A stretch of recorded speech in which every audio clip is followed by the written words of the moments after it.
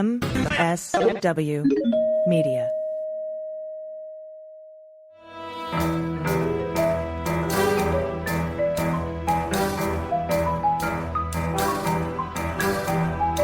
The rule of law is not just some lawyer's turn of phrase. It is the very foundation of our democracy. The essence of the rule of law is that like cases are treated alike. That there not be one rule for Democrats and another for Republicans, one rule for the powerful, another for the powerless, one rule for the rich and another for the poor, or different rules depending upon one's race or ethnicity. To serve as Attorney General at this critical time is a calling I am honored and eager to answer. So now it's clean up on aisle 45 time. And for a long while yet, it is going to be clean up on aisle 45. Hey everyone, welcome to episode 153 of Clean Up on Aisle 45. It's Wednesday, December 27th, 2023. It's our final show of the year. I'm Pete Strzok. Hey Pete, I'm Allison Gill. And if I sound echoey, it's because I'm recording from afar. I'm not in my studio. I'm traveling for the holidays. So I do apologize to our audiophiles for the echo that you're going to hear. But we have a lot to cover today. Per usual, it never stops, including updates on the E. Jean Carroll case, which is set to go to trial January 16th. We have updates on the New York Attorney General civil fraud trial, and closing arguments for that are January 11th. And we have a brand new phone call, a perfect phone call of Donald Trump and Ronna McDaniel pressuring Michigan canvassers not to certify the Detroit election results. And Pete, these are different from the two lawmakers, including Lee Chatfield, whose two staffers were just indicted by Dana Nessel. This is different from those two lawmakers traveling to D.C. to speak with Donald Trump. These are two of the canvassers, and canvassers were remember Hartman and the other one who had to sign off basically on the certification of the election. Yeah, and I'm curious, and we can talk about here in a little bit, how new this is. I mean, it's new to us and the public, right? But the question is it new to Dana Nessel and her investigators in Michigan? Is it new to Jack Smith and his federal investigators? I suspect it is not, but certainly a bunch to talk about there. And not just in New York and Michigan, but we have a lot to cover in Georgia as well, including some big court losses for Jeffrey Clark and Mark Meadows. And Trevian Kutti's lawyers have withdrawn from representing her. We also have some updates on Rudy Giuliani and a sleeper trial that could start in March if the D.C. Jack Smith trial is delayed by Trump's immunity appeal. But first, we have some patrons to thank. Your support makes this show possible, so thank you so very much. We have Catherine Gilbert White is totally awesome at her job. Krista Manning, only joined to hear P.S. swear, heart you both, thanks for all you do. Devil went down to Georgia. He was looking for an election to steal. He was in a bind. He was way behind by 11,780 votes. Star Lanus, Sharon Tikalski. Take a load off Fani. Take a load off for free. Take a load off Fani. And you put the load right on DJT. At Dirt Road Dems, Christine Tatchner, and David Chandler. Thank all of you so very much, particularly at the end of the year. We are especially thankful for you because you make this possible. All of the journalism that we're bringing to you, the folks behind the scenes who do extraordinary work to put the show together, you're the ones who make it possible. So thank you so very much for being part of the team. Yeah, and these are our Hall of Famers. This is the Hall of Fame show. So extra special thanks to y'all. All right. There were a couple of bombshell news stories this week. So let's start with one of them in the Fulton County case. The 11th Circuit has denied Mark Meadows' bid to remove his case from state court to federal court. And it's not really the denial that's the news, because we were kind of expecting it to be denied, but it's the reasons why and the judge that penned the opinion. The case was argued before a 3-judge panel in the 11th Circuit, notoriously conservative circuit, and famously expeditious circuit. And the 3 judges hearing the case were Judge Pryor, who's a GW appointee, Judge Abudu, a Biden appointee, and Judge Rosenbaum, an Obama appointee. Now, Judge Pryor He's the chief judge of the 11th Circuit. This 3-judge panel unanimously rejected Mark Meadows' motion to remove his case to federal court for 2 reasons. First, they argued that the removal statute does not apply to former federal officials. But even if it did, the 3-judge panel says that the behavior Meadows is charged with does not fall within the scope of his job as the White House chief of staff. In fact, quite the opposite. Much of his behavior actually violated the Hatch Act.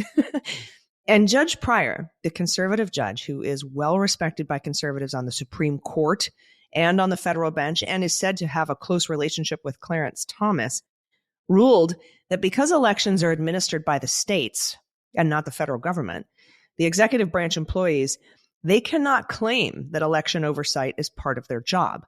Additionally, campaigning or electioneering is not part of anyone's job. The courts and the DOJ have been consistent on this point in decisions going back to Mo Brooks trying to get certified by the DOJ. The district court in this case also has made this ruling several times, the DC Circuit in the January 6th case and more. So, Pete, I think this decision and the fact that it was Judge Pryor who penned it, I think it'll have far-reaching implications for other cases. And I imagine it'll be maybe cited in Jack Smith's brief due to the DC Circuit Court in Trump's bid to have his case tossed out on immunity grounds. Trump is arguing that everything he did was within the outer perimeter of his duties as president. So I would look for Jack Smith to quote Judge Pryor and his decision in the Meadows case, maybe in an even if scenario, when he hands in his response on December 30th. That's when that's due. 3 more sleeps.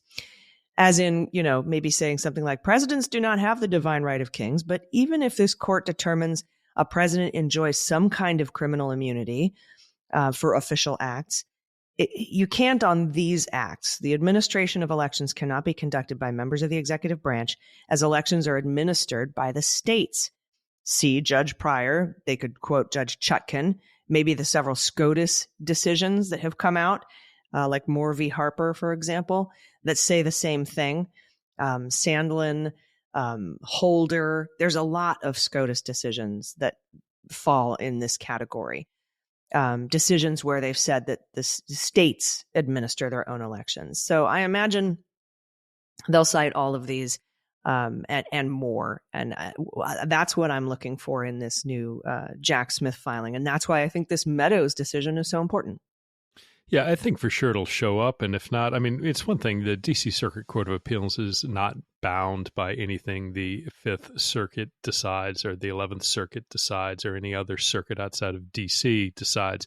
But they will certainly take it into account, and particularly when it gets to the Supreme Court. And I think this is one of the several issues that ultimately the Supreme Court is going to rule on. And they're going to look and say, one, if there is a disagreement between circuits, that's one instance where the Supreme Court will take cases. And 2, certainly in very notable, important cases, and this is one, it doesn't matter whether you've got unanimity or not at the Circuit Court of Appeals level. They're going to, I think, weigh on this amongst other Trump issues. But clearly, this idea of where that outer perimeter of the presidential duties lie is key to what Trump is going to argue. And I think, I agree with you, based on Pryor being such a well-regarded, very conservative judge, well-regarded by the conservatives of the Supreme Court.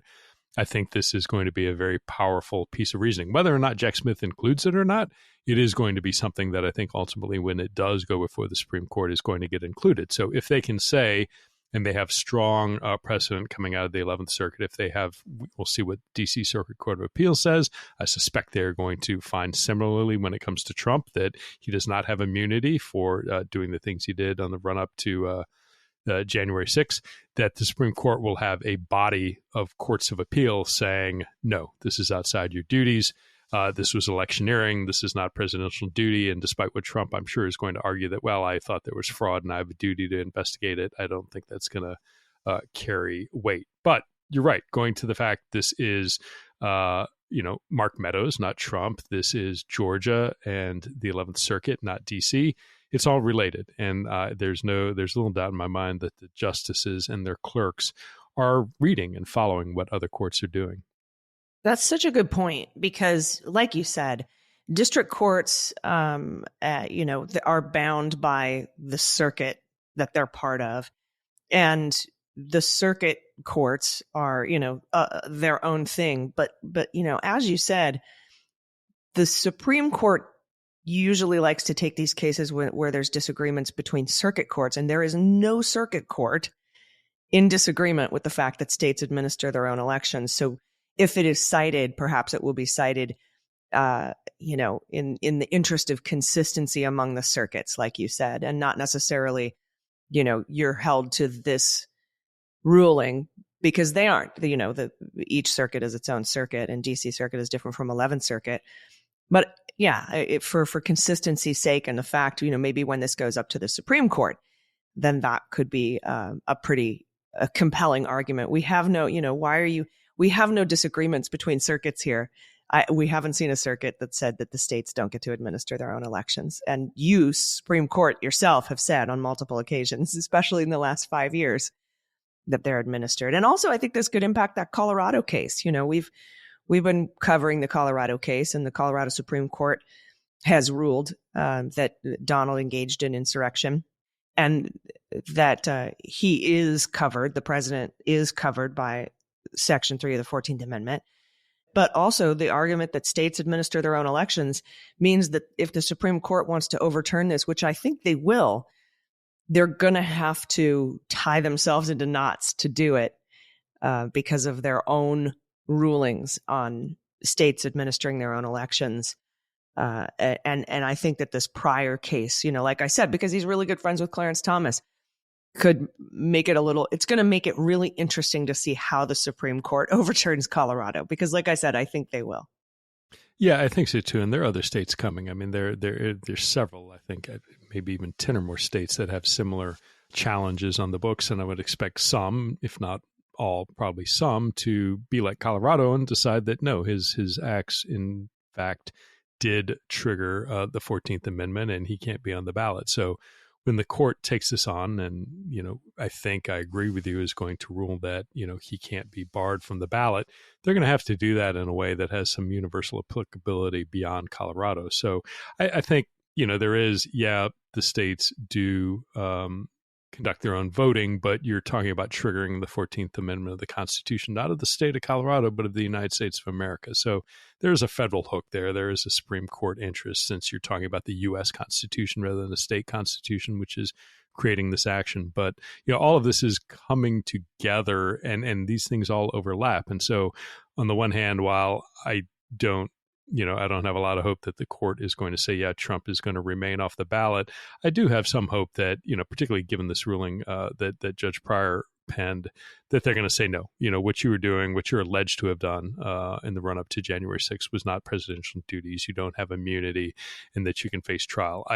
And my biggest worry is for them to actually get to the point where they're saying it is going to be well into next year. That's the biggest concern of mine. What's cool is that, cool is a weird word for it, but, a lot of people are like, well, he defaults to the ballot in Colorado if Supreme Court doesn't intervene.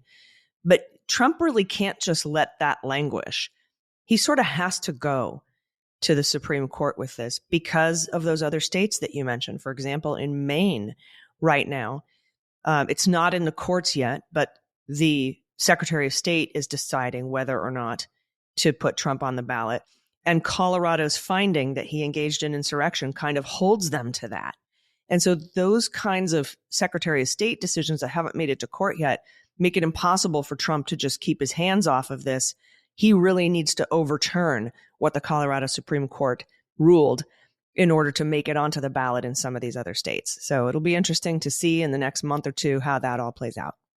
Yeah, and talking to other states, I mean, we're not talking just about whether or not he can make it onto the ballot. I mean, there's new potentially criminal activity coming to light, and this is the other big story of the week, that there's a new recording of a Trump phone call, not the Raffensperger, Georgia phone call. There's a new phone call involving former President Trump and Ronna McDaniel, the head of the RNC, on one side, and two Michigan canvassers on the other. Now, the call took place back in November 17th, 2020, so fully a month before, the really heated stuff started going on around the White House with, meetings with Congress people and, Sidney Powell and Mike Flynn and all those folks. This is a month prior to that.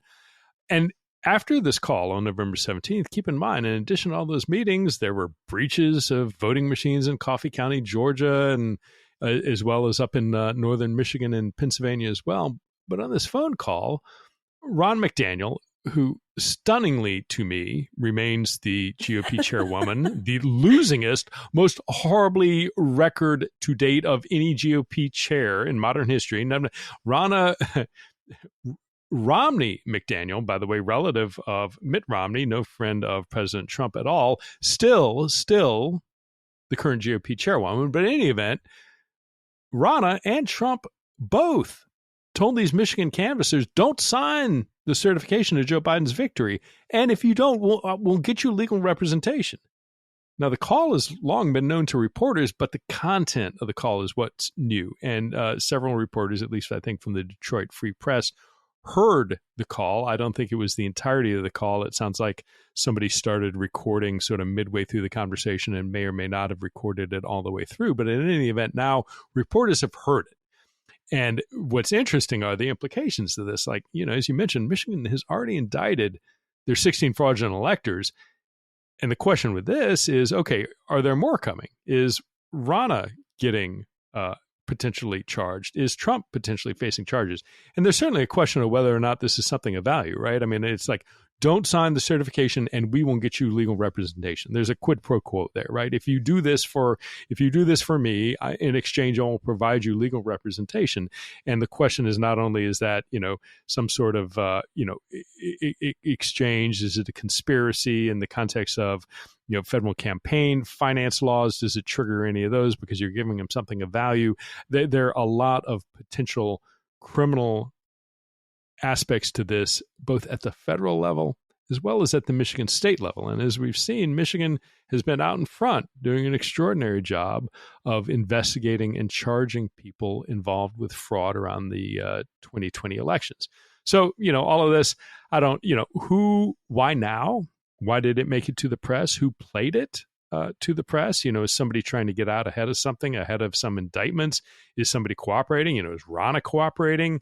God knows Trump is not. But at some point, her behavior across the board and her presence, I mean, keep in mind, she was at and around so many of these bad acts surrounding the alleged criminal activity in 2020. It is surprising to me that she hasn't faced criminal exposure that we know of anywhere. But this Michigan, the reporting about the conversation sure doesn't look good. She was heavily involved in what Andy and I were talking about pretty early on. About a year ago, we started talking about potential fraud charges for fundraising off the big lie, deceiving donors. And Ronna was part of, with Salesforce, that third party vendor, to set up those ads and put them out. And recently, Jack Smith, for reasons we don't know, pulled his subpoenas of the Trump campaign and the RNC. And so that right there either says he's not going after those charges, or perhaps he's got somebody who's giving him all the information he needs and he doesn't have to have the subpoenas out there anymore, which is why I keep thinking of Ronna McDaniel. And it wouldn't be unheard of for somebody who continues to work for Trump or the Republican Party to be assisting investigators, whether they're state or federal investigators, because we've got, the Wiles lady who works on his campaign now. We've got several people who continue to work for Donald Trump who are also cooperating with the government, or at least if they're not fully cooperating, they are giving information to the government, whether, like I said, whether it's state or federal. So that, I think it's going to be really interesting to see where Michigan goes with this. Are they going to go full on like Fani Willis did and indict all the way up the chain, or are they in more communication with Jack Smith and trying to parse those indictments out? Or maybe they just don't have enough evidence in the state or the federal case to bring this. But this seems to me like a pretty blatant quid pro quo, in-kind donation, bribery. Remember how the Supreme Court gutted the bribery and corruption laws so that you had to be very kind of overtly explicit about your quid pro quo. This seems to fall into that category. I mean, it's not gold bars with serial numbers like Menendez, but, on a recording to say, if you break this law, we will pay for your legal representation.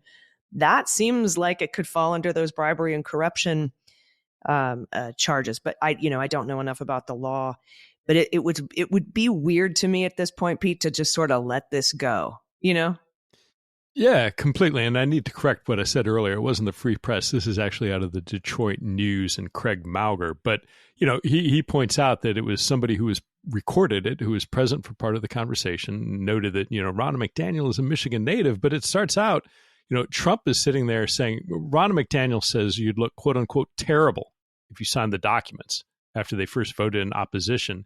And then Trump continues, we've got to fight for our country.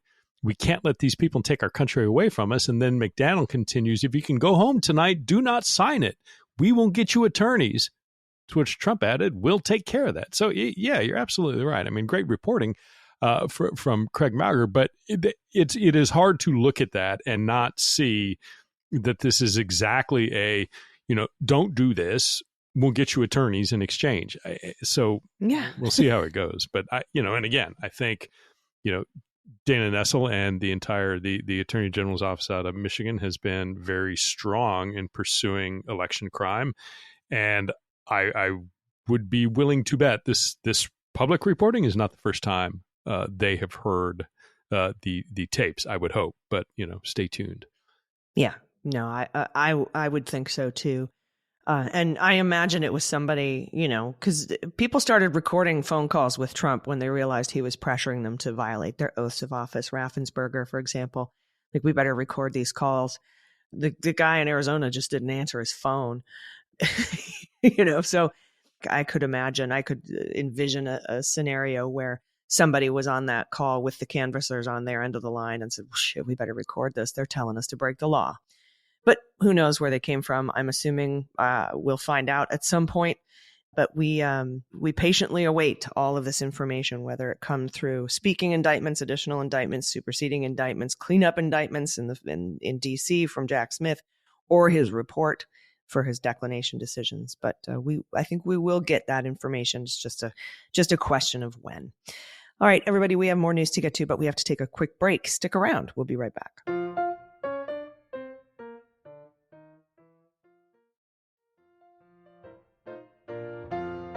Hey, everybody, welcome back. We have more Hall of Fame patrons to thank. Dr. David, Karen Sherman, Lisa Rollison, Top Secret, Redacted, or Con No Foreign FISA, Mr. Half Speed, Cindy McNary, Tiffany Trump Was Adopted, Maria Tovar, Fran Reichenbach, and Suzanne Ashworth. Thank you so much for your support. We couldn't do this without you. All right, Pete, where should we head to next? Well, let's see. Given the closing arguments in the New York Attorney General civil fraud case are happening January 11th, less than 2 weeks away, and the E. Jean defamation trial begins on January 16th, let's head up to New York. First up, let's start with the last first. In the E. Jean Carroll case, Donald Trump appears to be scrambling to block a specific expert witness from testifying, one that testified in the Rudy Giuliani defamation trial. Now, this is from Jose Pagliari at the Daily Beast. At this point, the last person Trump's lawyers want to see is the court expert who put a hefty 9-figure price tag on Giuliani's misbehavior. The target of their ire? A Northwestern University marketing professor who analyzes social media trends. Court records show that the very same day Ashley Humphreys testified in D.C. at Giuliani's defamation trial last week, a Trump lawyer in New Jersey asked a federal judge in New York to block Humphreys from testifying against the former president. Quote, "This court should simply exclude Dr. Humphreys' testimony altogether," unquote. Insert your airplane joke here. Trump defense lawyer Michael Madeo wrote last Wednesday, asking the judge for a last-minute show of grace to avoid what could be a financial coup de grace for Trump. However, the defense team's reasons for trying to push out Humphreys this late in the game seem quite ironic for a real estate tycoon who just wrapped up a trial about the way he committed bank fraud by vastly overstating his wealth. In their view, Humphreys' assessments are inflated. Now, Humphreys isn't exactly new on the scene. when Trump ghosted his own civil rape trial against Carroll in the spring, which focused mostly on whether the sexual assault actually happened at a Manhattan department store in the 1990s, the college professor testified about just how badly Trump's public denials affected the journalist's reputation. At the end of that trial, jurors came fairly close to meeting that sum. Of the $5 million they awarded Carroll, the cost they associated with Humphrey's reputation repair was $1.7 million. However, that first Carroll trial focused on a relatively obscure public statement Trump made on October 12th, 2022, after he left office, at a time when the White House press corps wasn't even circulating every flippant remark that came out of his mouth. Although the statement was posted to his eponymous website and his Truth Social media network account, it didn't carry nearly as far as the initial denials he made as president. And, I'll add that I watched the morning I went to Rudy's trial with Shane Moss and Ruby Freeman. Humphreys was on the stand. She went through and that was the entirety of the morning. She was on the stand walking through her methodology, the report, how she went about the various phases of identifying what the defamatory statements were, their reach, and the cost of what the damage was and the cost of remediating it. And it was very compelling. I mean, she is, she is a professor, but not kind of an ivory tower, hard to understand professor. I thought she did an excellent job of explaining to the jury in terms and in a way the jury could understand exactly what her process was, that it wasn't, that it was a rigorous process, walking through the various sources of her data and how she went about calculating the damage. And, at the end of the day, her expertise is on marketing and internet communications and the way that information travels on the internet, how you change people's minds in a marketing context. And I thought she did an excellent job of explaining in a way that made sense. If you take this sort of marketing idea, but instead of, trying to sell Pepsi versus Coke, if you're trying to change somebody's opinion in a political context, you can still put a marketing dollar figure to that. And I thought she did an excellent job. So I can understand completely why Trump wants her nowhere near the courtroom. She's already been in the courtroom. I don't think he's going to succeed. But I think, the point being that one prior trial was a statement he made after leaving office.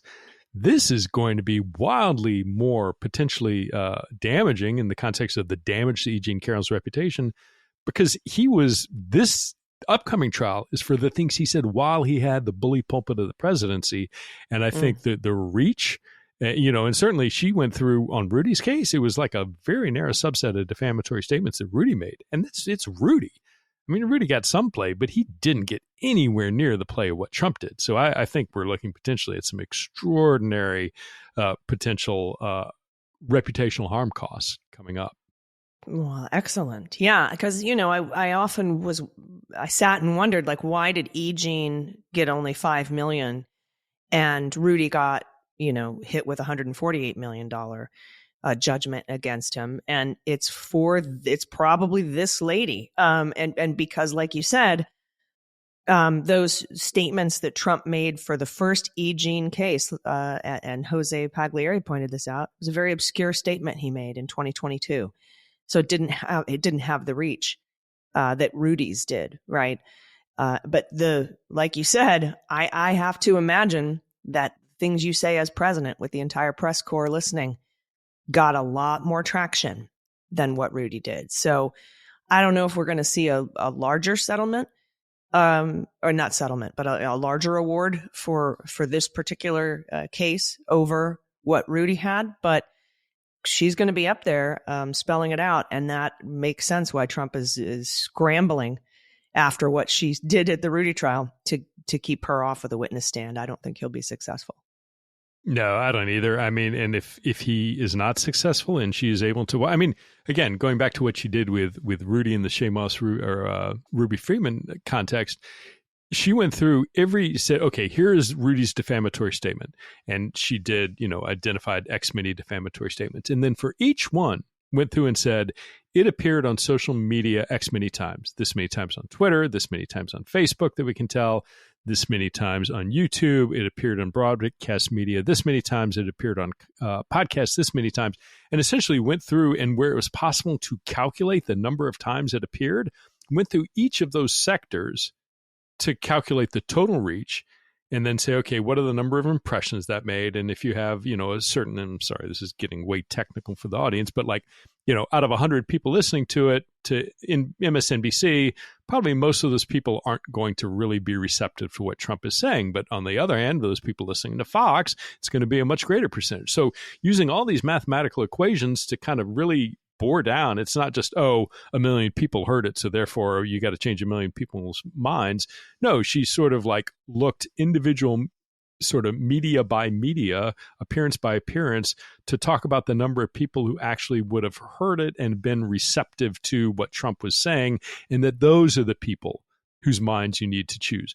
So, or change rather, to repair that reputation. So again, when that damage award for Shane Moss and Ruby Freeman wasn't everybody who heard what Rudy said. That was only to change the mind of the people, that she thought might have been receptive to what Rudy was saying. So it's a long way of saying I was impressed by the sort of scientific process of it and how rigorous it was.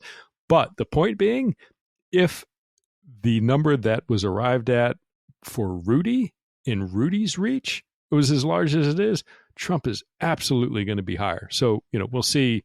I don't know that means that his, the award from New York will be the same. I don't know what New York's limits are. I don't know what the sort of context of what goes to the jury is or isn't, but it's significant is the short takeaway.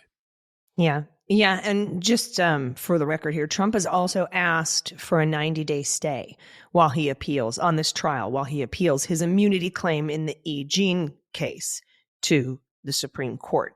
So I don't think he'll get that 90-day stay, but we don't have a ruling yet. But this is an immunity appeal, much like he's doing in the DC case, saying that he is absolutely immune from civil damages. But this has been decided multiple times, civil stuff for immunity. So it could be either just, I imagine they just won't hear it. Because it's already been ruled on in other cases and in other contexts, including the first E. Jean Carroll case. So we'll see how that ends up turning out. And we'll let you know on this show when we get a ruling there. All right. Speaking of Rudy, as you know, a jury of 8 unanimously awarded Ruby Freeman and Shane Moss $148 million in their defamation suit. A few quick updates, though, since that happened. Remember when Moss and Freeman filed a motion to seek money owed to them in other jurisdictions? And at that point, they were owed about $140,000 in attorney's fees, or maybe $240,000, somewhere in that range. And that was in the form of sanctions issued by Judge Beryl Howell. And at the time, Judge Howell denied Moss and Freeman's motion, saying, "We're going to have a final judgment soon. So we will just add this to that total judgment, and then you can ask to go after that money in other jurisdictions at that time, because I don't think I have the power to have you do that right now. I don't know what that looks like. So we'll just wait for the final judgment." Well, they did. And the same day, Judge Howell lifted the automatic stay that usually accompanies these awards and allowed Moss and Freeman to seek their money immediately and in other jurisdictions. But then Rudy immediately filed for Chapter 11 bankruptcy. We saw this coming, right? That filing puts the stay back on the award. It's automatic, and it might be why he filed for bankruptcy in the first place. And even though these kinds of torts aren't dischargeable under bankruptcy law, Rudy knows the filing automatically stays the payment until the bankruptcy court rules. So he may just be buying a few more weeks to hang out with his money before every single dime he has and every single penny he makes going forward are given to Shane Moss and Ruby Freeman. Meanwhile, Ruby Freeman and Shane Moss have filed a second lawsuit against Rudy, this time for the defamatory statements he made outside the courtroom and on his podcast, all of which have already been determined to be defamatory. And they've asked for an injunction, which is a court order that would prevent Rudy from continuing to lie about the two women. And if that court order is issued, Pete, and his speech is enjoined, a violation could lead to jail time. And we've already seen Judge Beryl Howell and her exasperation with Rudy's tactics here. She's at the end of her rope with Rudy. So maybe for the first time, we can envision someone being jailed for contempt. And I think that's would be a pretty easy call for Judge Howell to make were she to enter this injunction.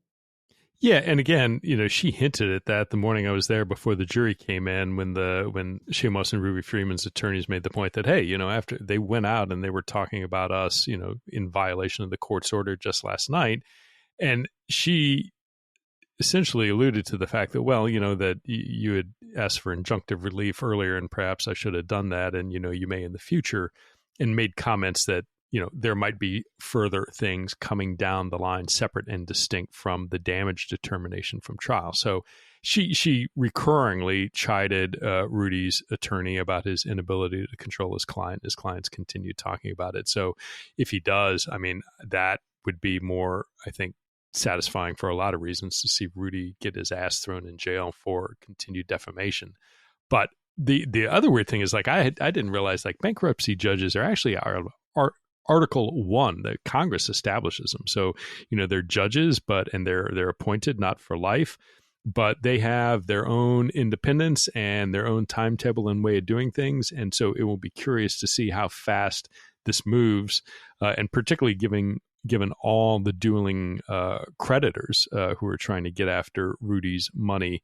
We'll see where that goes. But, like you said, the good news is that in the case of at least Moss and Freeman, this never goes away. This is something that they can, seek to apply to Rudy for the rest of his natural life until that judgment is satisfied. It never will be, but at least Rudy never has the sort of peace of mind of having, a free and clear financial picture for the rest of his life. Yeah, that, or he may be in prison for something else Yeah. that by that point. So we'll see what ends up happening. Time will tell. We have to take another quick break. We have more news to get to. So everybody stick around. We'll be right back.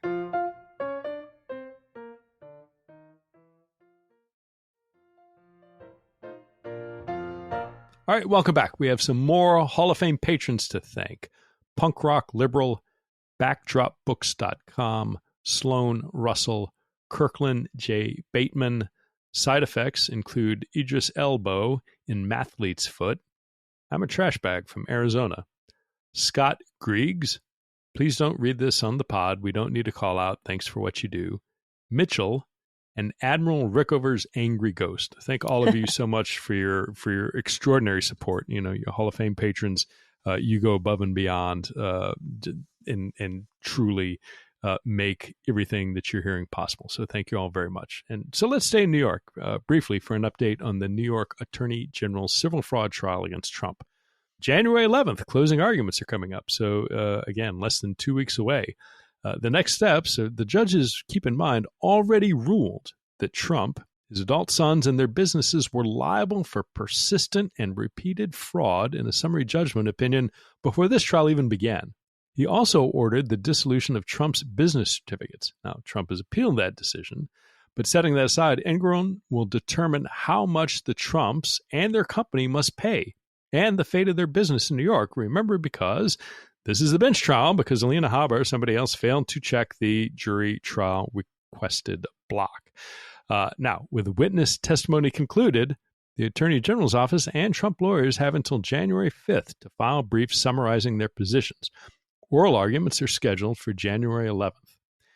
Judge Engoron is expected to issue his ruling soon after on how much in disgorgement or ill-gotten gains Trump will need to pay based on the judge's earlier ruling that the financial statements were fraudulent.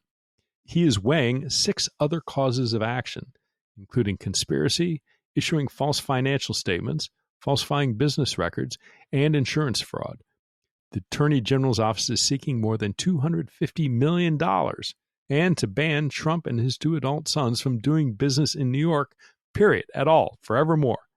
And then last Thursday, December 21st, the New York Court of Appeals, which is the highest court in the state because the Supreme Court, they name differently. The New York Court of Appeals is the highest level there is, formally rejected the latest bid by Trump to overturn the gag order that prevents Trump and his attorneys from attacking Judge Engoron's law clerk. Judge Jenny Rivera refused to temporarily halt the gag order at Trump's request, keeping it in place while New York's highest court reviews the matter in the coming weeks. Okay, so this is where he asked for a stay pending a resolution in the highest court in the state. And the highest court in the state says, you can't have a stay, but we'll keep considering your arguments. Right. So yes, you actually have to keep, be civil and not go attacking the judge's clerk for these interim few weeks while we consider it, because, the entire purpose was he wanted a stay on the gag order. So presumably he could take to Truth Social or wherever else and continue to talk crap about the clerk. Well, and that was his reason for not testifying, for chickening out, for testifying in his own defense. Well, if I can't attack the law clerk, I have this gag order on me, so I can't testify. It's like all you have to do is not attack the law clerk. Which is all BS. Apparently, he's a nonstop babbling list of excuses, which are non sequiturs, which are illogical, which just don't hold water. But that's his MO. And get ready for another year on the campaign trail of exactly that same sort of cause and effect nonsense. Yep, and it's going to be frustrating for sure. And Pete, I just wanted to go over Judge Engoron's latest ruling in the case. This story was breaking last week as we were recording last week's episode, and we briefly mentioned it, but there's a lot of good stuff in this ruling I wanted to go over in more depth. This is from CNN reporting. The New York trial judge overseeing Trump's civil fraud trial wrote a scathing denial of the former president's latest attempt to toss the state attorney general's case against him, potentially a preview of a tough outcome for Trump as the trial process winds down. So this was last week when, for a fifth time, judge's lawyers asked for a direct verdict in his favor, and he got laughed out of court. Judge Arthur Engoron slammed Trump's accounting experts and rejected key points of the defense in an order Monday, this is last Monday, denying a motion for directed verdict filed by Trump's attorneys after trial testimony ended. It would be, quote, a glaring flaw to assume testimony from Trump accounting expert Eli Bartoff and the other expert, Jason Flemons. It would be a glaring flaw to assume that those are true and accurate. That's what Engoron wrote. Quote, Bartoff is a tenured professor, but all that his testimony proves is that for $1 million or so, some experts will say whatever you want them to say, unquote. He went on to say, by doggedly attempting to justify every misstatement, Professor Bartoff lost all credibility. Engoron added, defendants also trot out two of their standard canards, that valuations are subjective and that the law only penalizes material deviations. These both fall into the category of let no one be fooled. A valuation can be based on different criteria and analyzed different ways, the judge said, but a lie is still a lie. The judge on Monday also knocked a defense argument frequently touted by Trump that disclaimers on his financial statements protect him from liability. Quote, they are not disclaimers at all. They are not the defendant's statements, and they certainly do not shield defendants from liability. If anything, they expose defendants to liability. That's what he said. He also said he found the Attorney General's expert on disgorgement credible and said that the banks that lent Trump the money were injured, despite the defense claims that the banks love Trump's business. Quote, if you pay a lower interest rate on a loan by overstating the value of any of your assets, thus lowering the perceived risk to the lender, your gains are ill-gotten. That's what Judge Engoron said. He went on to say that the instant lenders made millions of dollars and were happy with the transactions does not mean that they were not damaged by lending at a lower interest rate than they otherwise would have been. So, kind of just exactly what we've been saying. Well, how this damage, how this disgorgement comes about. Sure, the banks made money, but they didn't make as much money as they could have because you should have been charged a higher interest rate for those loans. Yeah, and look, the banks have a duty to the shareholders to maximize the profit. I mean, that's whether or not there's a shareholder lawsuit coming. I mean, who knows? But at the end of the day, if you lost 1 or 2 points or however much it was on lower interest rates because Trump falsified this, how the health of his financial situation, it's lost money. It's lost money to the bank. It's lost money to the bank shareholders. And and going back to Bartoff, I mean, his opportunity, I mean, I'm glad he got his near $1 million, but to have a judge in writing say that you have lost all credibility, your future employment potential as an expert, that's the kind of thing that an opposing attorney, if Bartoff chooses to go and, appear as an expert at another trial, you got to believe the opposing attorney is going to sit there and say, oh, let's pull out this opinion. Now, I would. The judge here says you lost all credibility by doggedly attempting to justify every statement. Why should he didn't believe you then. Why should we believe you now? So I hope that $1,060,000 $960,000 was worth it, because like everything else that, associates with Trump, you attach yourself to a stench that you will never, ever wash off. It is like, the modern day version of the blood on Lady Macbeth's hands that will never, never be scrubbed off. It's the Trump stench. Not only would I sell my entire future reputation for $1 million, I wouldn't sell my soul for it either. So I'm not sure why Bartov did this. All right, we have some more news to get to, but we have to take another quick break. Everybody stick around. We'll be right back.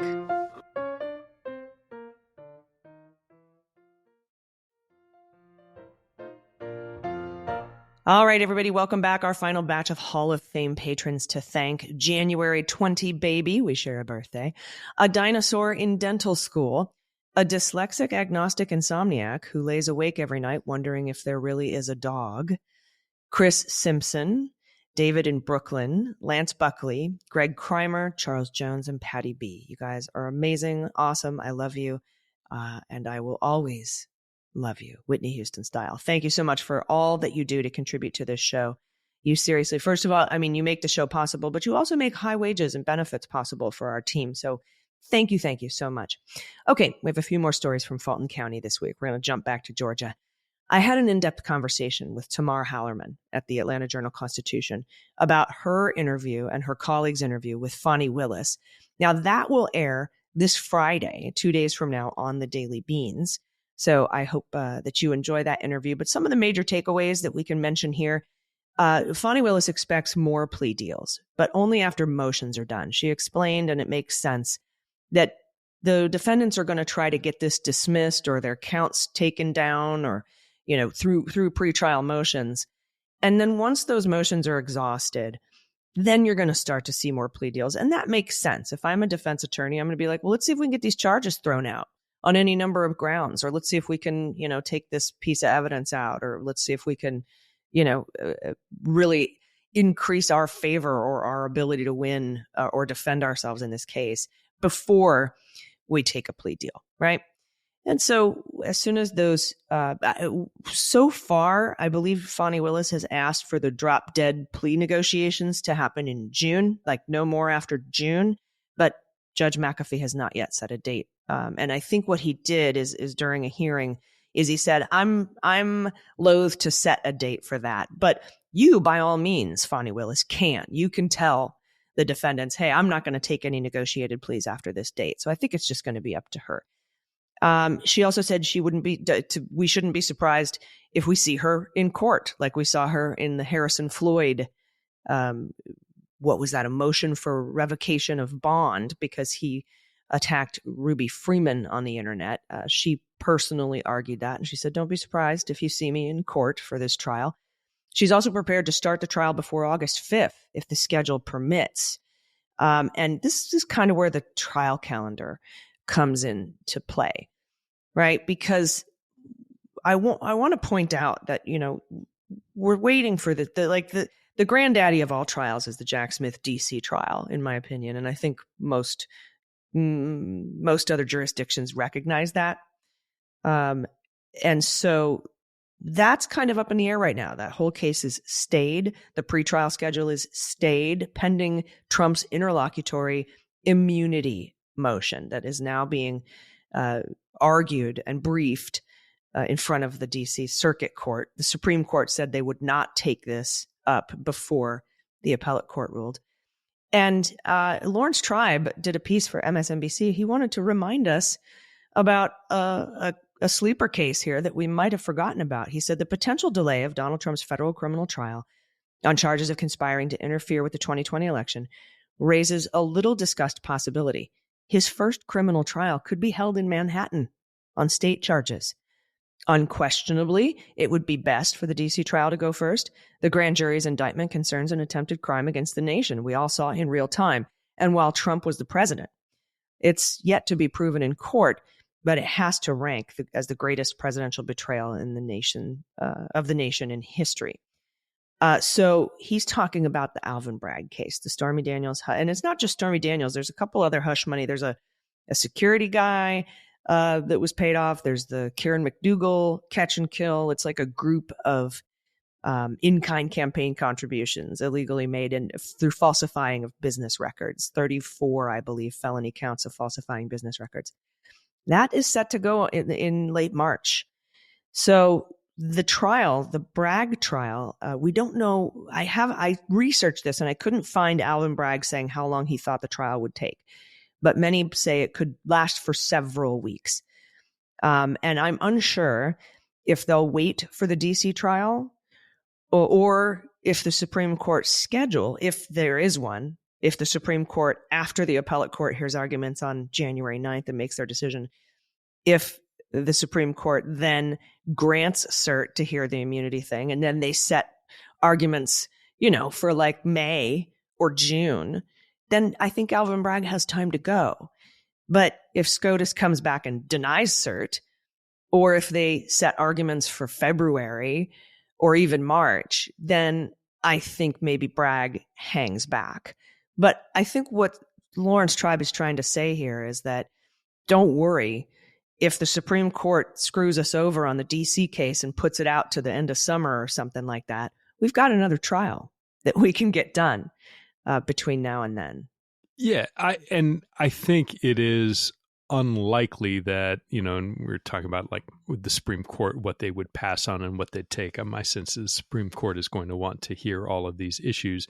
DC Circuit Court of Appeals, by all accounts, is moving very quickly, and I would anticipate that just as soon as the oral arguments are done, that in a matter of days, not weeks, we would see some decision coming out. And then the question is, do they ask for, does the losing side ask for an en banc hearing? Do they go to the Supreme Court? And does the Supreme Court at that point accept the case and the timetable?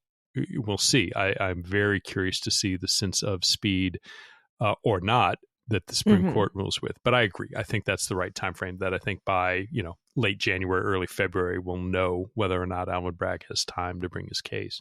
Yeah. And my dream scenario is that within days, the DC Circuit Court denies immunity.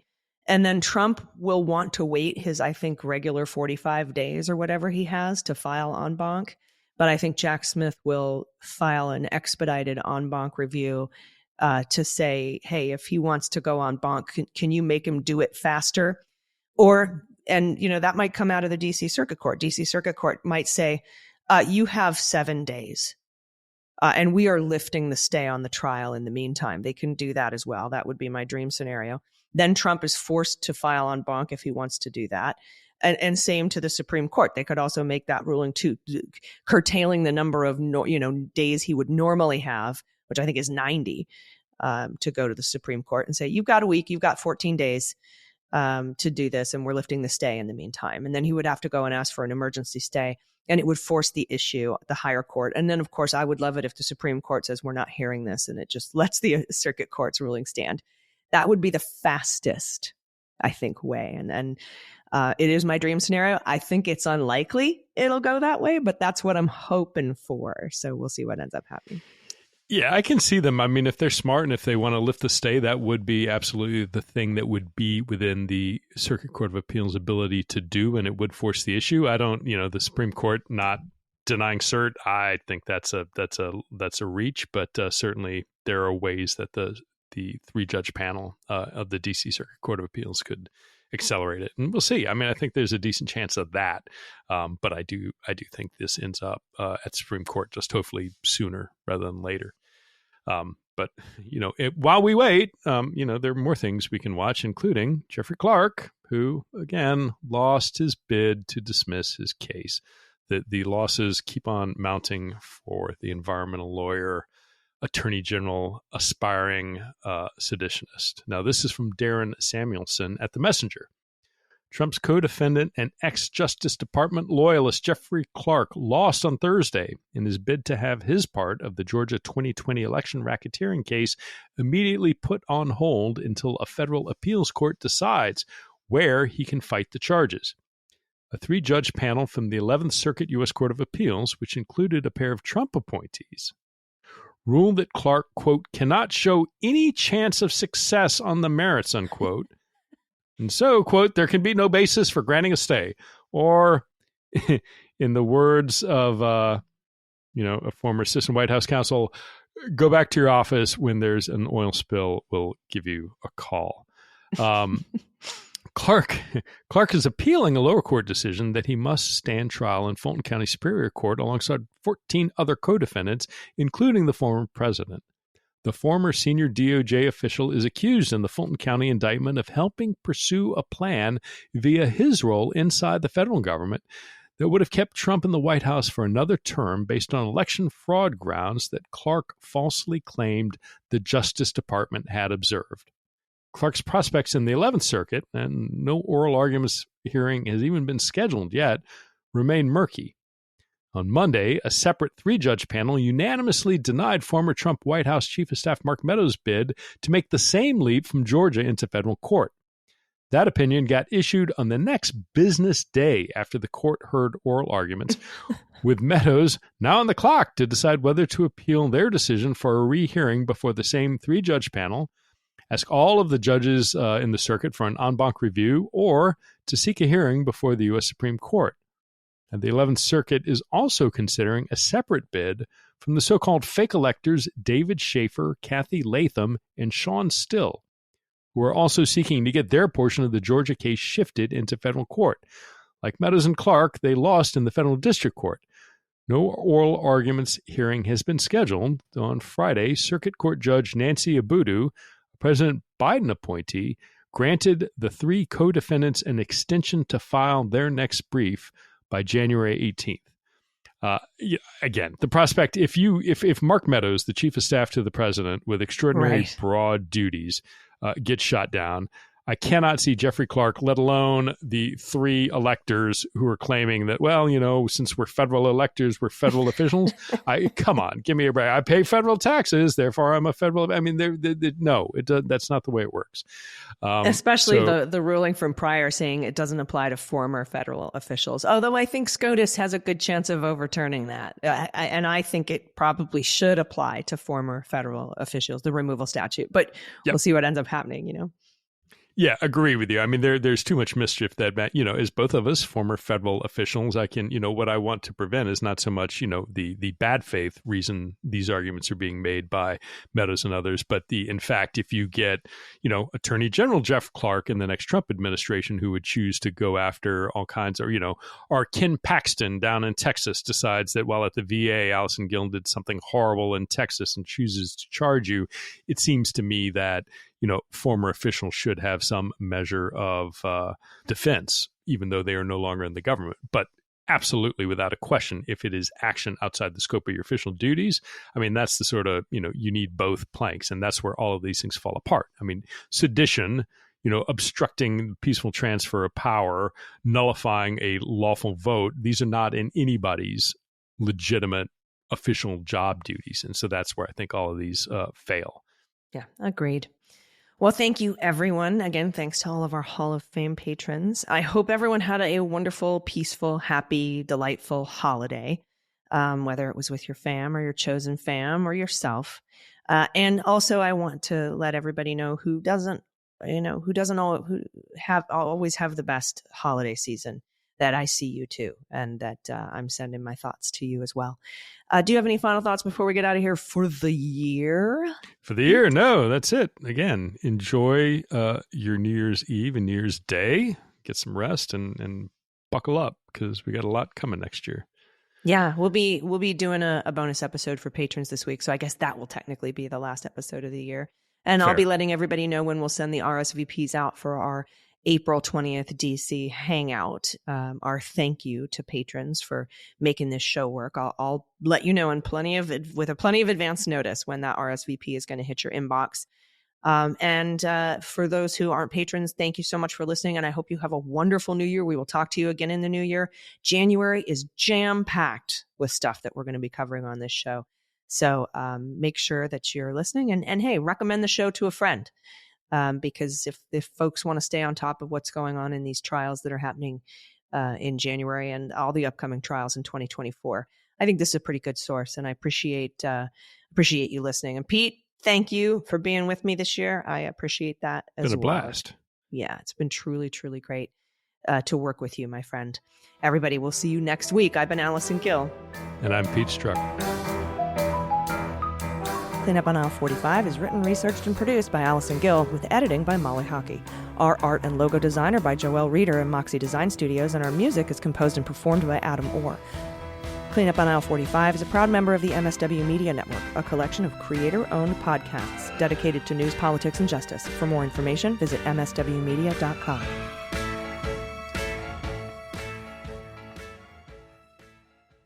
MSW Media.